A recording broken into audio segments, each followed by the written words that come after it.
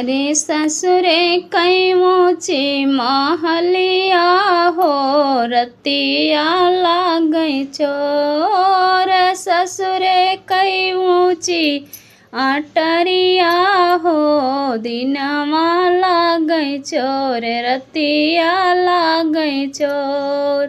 होता सवेरे ससुर सास के हेरई, होता सवेरे ससुर सास के हेरई।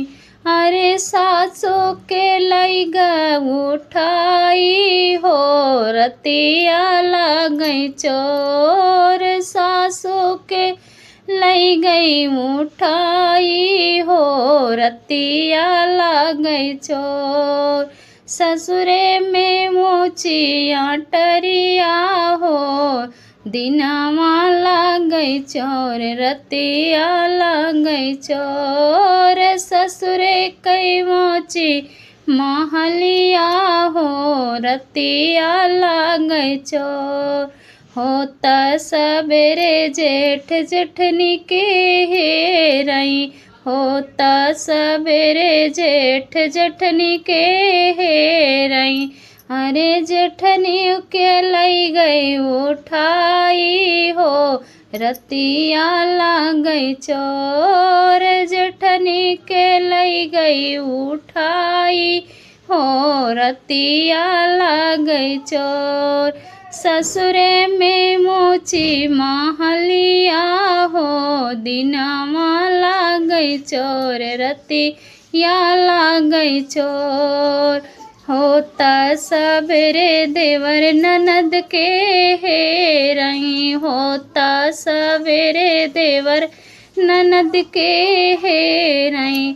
अरे ननदियों के लई गई उठाई हो, रतिया लागई चोर। ननदी के लई गई उठाई हो, दिनमा लागई चोर। ससुरे कई ऊँची महलिया हो, दिनमा पलंग पर अब न चढ़ूंगी मोरे राजा, पलंग पर अब न चढ़ूंगी मोरे राजा। से जरिया पे ना सोई बई मोरे राजा, पहली पीर जब आई मोरे राजा, पहली पीर जब आई मोरे राजा। झपटी सासू के जगाई मोरे राजा, झपटी सासू के जगाई मोरे राजा। मोरे राजा हो मोरे राजा, सुनतई करवटिया फेरई मोरे राजा, सुनतई करवटिया फेरई मोरे राजा। बड़ी बेर हमी दिखाई मोरे राजा, बड़ी बेर हमी दिखाई मोरे राजा। पलंग पर अब न चढ़ूंगी मोरे राजा, पलंग पर अब न चढ़ूंगी मोरे राजा। दूसरी पीर जब आई मोरे राजा, दूसरी पीर जब आई मोरे राजा। झपट जेठनी के जगाई मोरे राजा, झपटी जेठनी के जगाई मोरे राजा। सुनतई जेठनी करवट लिहि फेरी, सुनतई जेठनी करवट लिहि फेरी। बड़ी बेर हमें दिखाई मोरे राजा, बड़ी बेर हमें दिखाई मोरे राजा।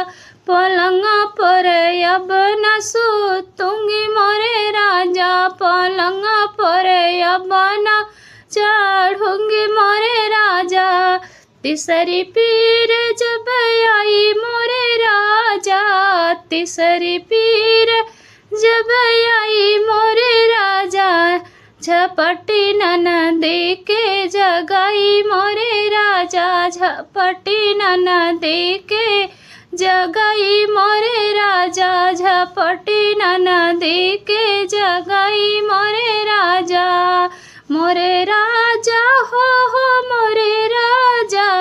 सुनतै करवटिया फेरै मोरे राजा सुनतै करवटिया फेरै मोरे राजा बड़ी बेरहमी दिखावै मोरे राजा बड़ी बेरहमी दिखाई मोरे राजा पलंग पर यवन चढ़ूंगी मोरे राजा पलंग पर यवन